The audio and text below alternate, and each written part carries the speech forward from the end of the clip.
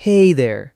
If you want your WordPress website to stay fully compliant and protect your visitors' privacy, adding a cookie consent pop-up is a must.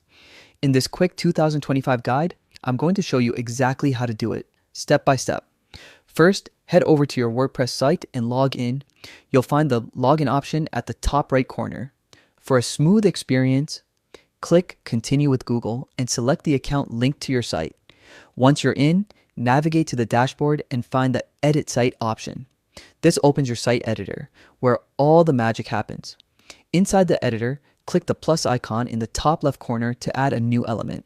In the search bar, type Cookie Consent. You'll see the Cookie Consent pop-up appear as a block or plugin option. Click it, and just like that, it's added to your website. The final step is simple but important. Hit the Save button in the top right corner. This makes your changes live, ensuring the cookie consent pop-up is active and ready for every visitor. And that's it. In just a few clicks, your WordPress site now has a fully functional cookie consent pop-up. It's a small addition that makes a big difference, keeping your website compliant and building trust with your audience. If you found this guide helpful, make sure to like, subscribe, and hit the bell for more quick WordPress tutorials. See you in the next video.